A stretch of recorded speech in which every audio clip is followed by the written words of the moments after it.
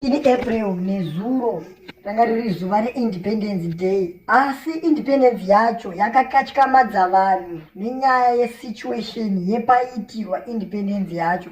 Asi nhasi pane nyaya iri kupisa, iri kunetsa, nyaya ine chekuita nemari yakashandiswa paground racho rakaitirwa independence. Ukada kutarisa zvinhu zvanga zviripo nemari iri kutaurwa panapa iri kutenderera mumastreets kuti ndo mari yakashanda kugadzira ground, unotonyatsoshaya kuziva kuti mari dzacho dzakashanda sei. An internal report that suggests the tender of the Gokwe grounds for yesterday function was $10 million. Ndo mari yakashandiswa kugadzira venue yaitirwa independence nezuro.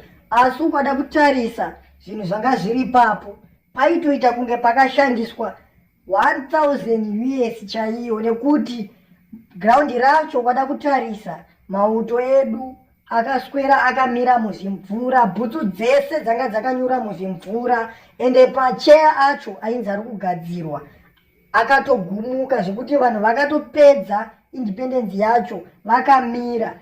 Ndobvonoona vamwe vanenge vachijamba jamba vari ikoko vachidedzera 2030 ndeya Emerson, asi chavanenge vachifarira pazvinhu izvozvo vachida kutsvaga dzvene, vachida kunzi vari kusapota ZANU-PF, vanenge vachifarira zvimachicken ini. Ameno kuti chicken ini inombonyanyodhura zvakaita sei zvekuti munhu anonotengesa nyika nekuda chicken ini. Ameno kuti muri kupaona sei 10 million ndo mari yakashandiswa pavenue yakagadzirwa kuti ipembererwe Independence Day. Ukatarisa mota zhinji dzainyura mumadhaga, nedzavo dzeZANU-PF dzacho dzaitonyurawo mumadhaga. Asi ndopo unonzwa vanhu vachiti Vision 2030. Hatichaziva kuti Vision 2030 yacho imbori vision yechii, vision yeumbavha here kana kuti vision yekuti ivo pa 2030 vanenge vakufa, nekuti hatichanyasoziva kuti vision yavo vari kutudza vision yechii. Ameno kuti muri kupoona sei mukati memaoko ake. ZANU-PF yakasungirira mutemo mukati memaoko ayo. But maZimbabwean havana kusungirira mutemo mukati memaoko avo. Why ndichiti ZANU-PF yakasungirira mutemo mukati memaoko ayo? Munhu asiri under ZANU-PF akauraya munhu anosungwa. Asi veZANU-PF imimi muri kuuraya vanhu zviri pachena publicly, hakuna anokusungai.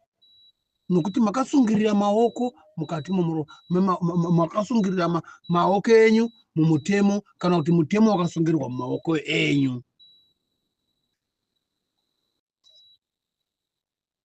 Mai ende chamunotora kuti chakakosha, ZANU-PF haina kukosha paupenyu hwomunhu. Vamwe chaivo tichavadomina mazita vaiti my Zimbabwe, but my country, my people. But kana Jehovha Mwari akwana nguva yake yokuti uende unaenda ne seconds, some seconds you taking out in the 8th year. Saka zivai kuti Mwari ari kuona, Mwari ari kuona zvese zvamuri kuita, pachikamalism, pachifamilyism, pachifriendship, pachigirlfriend, pachisekuru, pachimuzukuru.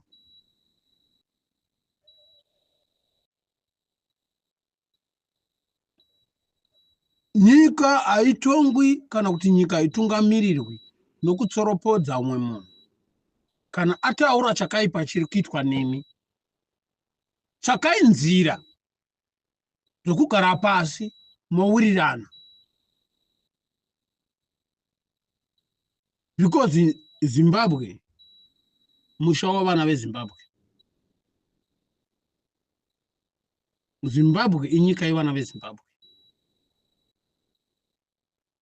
Zimbabwe upenyu bwevana bwemacitizen eZimbabwe, habusi bwemacitizen eZANU-PF. totokuti ma-citizen eZANU-PF. Nokuti kune ma-citizens eZimbabwe, kune ma-citizens eZANU-PF. Ndio vari kunzi vanhu. Saka pane division yama-citizens nama-citizens eZANU-PF. Ma-citizens eZANU-PF ndimuri kunzi vanhu, ndimuri kunzi maZimbabweni. Odzo zvamuri kuita munenge muchingotamba namadhaka pasina mvura. Muri kutamba nenyika pasina ikonomi. Muri kutamba nenyika pasina roads. Muri kutamba nenyika pasina chipatara. Muri kutamba kandi chiti nyika ndoro wafumu wenyika. That's why kana muchinda kutotengesa zvinhu zvenyu kumarket. Zimbabwe leaders muri ma-middlemen pama-resources eZimbabwe, ma-middlemen. Saka kuno unondotengesa, imi munaenda kuno munhu ari kundokutengeserai ma-minerals eZimbabwe ku-international market anozikanwa, because Zimbabwe yakabviswa mu-international market, international trading. Yaku local trading. Saka muri ma-middlemen. Ndizvo makaitwa nenyika. Kutambisa nyika yavanhu, kutamba bhora ramadhende pasina chikumba.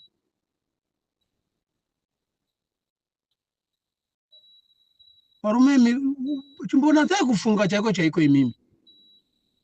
Natsai kufunga chaiko. Zimbabwe, it was a bread of Africa. Now it's a bean of Africa.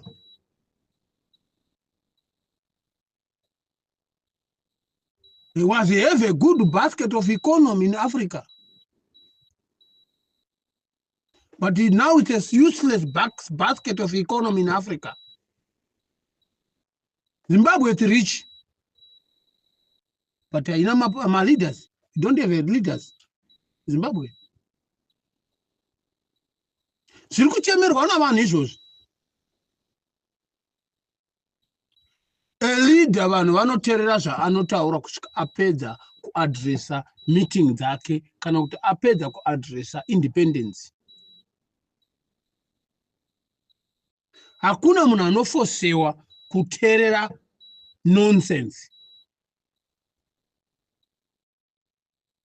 Chinokonzera kuti vanhu vamwe vatotosumuka vachisateerera nonsense, vanenge vachitowana matambudziko akakonzerwa neZANU-PF.